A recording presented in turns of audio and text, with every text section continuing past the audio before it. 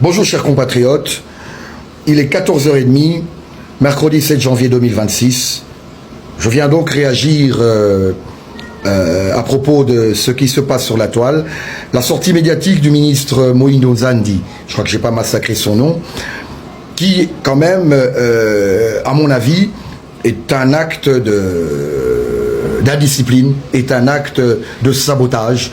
Un ministre a un devoir de réserve. Un ministre ne peut pas, surtout qu'il a un cadre de travail bien précis et exceptionnel, l'un des Congolais qui peuvent voir le chef de l'État chaque vendredi et transmettre via le gouvernement, donc la chef du gouvernement, tout ce qu'il a comme information, ne peut pas venir ici fustiger ou dire des vérités allant à apporter des connotations de sabotage ou de mépris, certaines vérités qui devraient normalement ne pas sortir de sa bouche parce qu'il est tenu à un devoir de réserve. Nous avons un porte-parole qui, lui, peut prendre parole et nous savons qu'il le dit, qu'il a le cutus du chef de l'État et notamment du chef du gouvernement. Sinon, ces genres de vérités, à tout prix et sans embâge, ne peuvent sortir que soit du chef de l'État, qui n'a ni devoir de réserve parce que lui-même mesure la portée de sa communication. Il est souverain lorsqu'il parle. C'est pour ça que le chef de l'État nous étonne, pour beaucoup qui ne sont pas avisés, lorsqu'il dit par exemple, il a trouvé une armée clochardisée. Ah oui, parce que je n'ai pas eu à le dire en son temps. Qu'est-ce que vous pensez quand un chef d'État porte une analyse sur, à son arrivée et au départ donc de Kabila, un policier, un militaire gagnait moins de 100 $. Voyez-vous? Et ce responsable, comment peut-il vivre? Il est poussé à des actes civiques, à la traîtrise. Il est poussé au banditisme. Et donc, il fallait soulager rapidement, selon l'évolution de notre budget, les efforts consentis par le chef de l'État. Et c'est fait, le militaire aujourd'hui à 500 $. Ce n'est pas assez, le dit lui-même le chef de l'État, mais je pense que les efforts sont consentis. Donc, au ministre Moïse Nzandi, je condamne votre sortie médiatique. Je pense que vous ne devez plus le refaire. Hein? Un ministre ne peut pas venir, soi-disant, balancer certaines vérités qui mettent en mal une structure aussi importante comme l'armée. La crédibilité.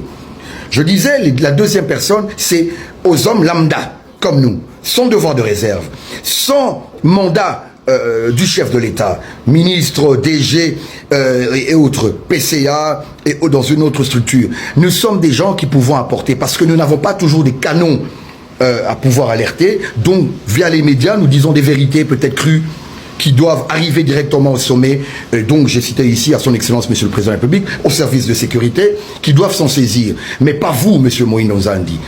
Deuxième sujet ici, c'est la sortie médiatique de M. Fumutoto, que je réagis comme ça par devoir. M. Fumutoto, quoique je partage votre frustration, il est important de pouvoir mesurer ce que nous disons. Il est faux que vous êtes le communicateur le plus grand en vue. Mais non, ça, vous faites porter votre plus belle robe, et enfin c'est le droit. Mais il faudrait tout de suite recadrer ça. Mais si vous dites que vous êtes l'un des forts, ça, c'est de votre droit, vous vous jugez, vous vous donnez de la valeur, il n'y a pas de problème. Seulement, il faut souligner que un communicateur peut dire en 5 émissions et faire retenir de ses passages l'esprit nationaliste et patriote. Le visage de Tochumani ici est le visage qui porte une connotation sans controverse. D'un patriote aguerri, d'un patriote avéré, incorruptible pour sa nation. Nous avons eu à défenestrer des hommes soi-disant politiques puissants, sans regard de leur position, pour l'intérêt de la nation. On ne va pas citer les noms ici. Dans plusieurs cas, on soutient à l'action et à la vision du chef de l'État.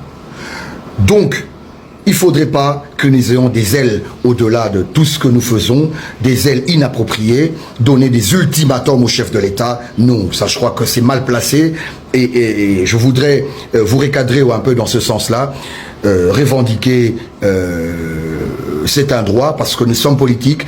Lorsque nous faisons ce travail, en tout cas moi je ne suis pas un chroniqueur, je ne suis pas un journaliste, quoique métier que je salue, métier noble, je suis un homme politique, un communicateur politique de son État, leader, un jeune leader congolais. Lorsque je défends un leader politique, c'est dans l'idée de pouvoir bénéficier de sa confiance pour l'accompagner à matérialiser sa vision dans un secteur dont il me jugera compétent. Donc après, c'est vrai que ça peut susciter des frustrations, mais il faudra toujours se souvenir que le panier circule encore, gardez confiance en soi et n'est pas donné d'ultimatum ni de tenter de menacer le chef de l'État par des propos qui frôlent un peu le manque de respect.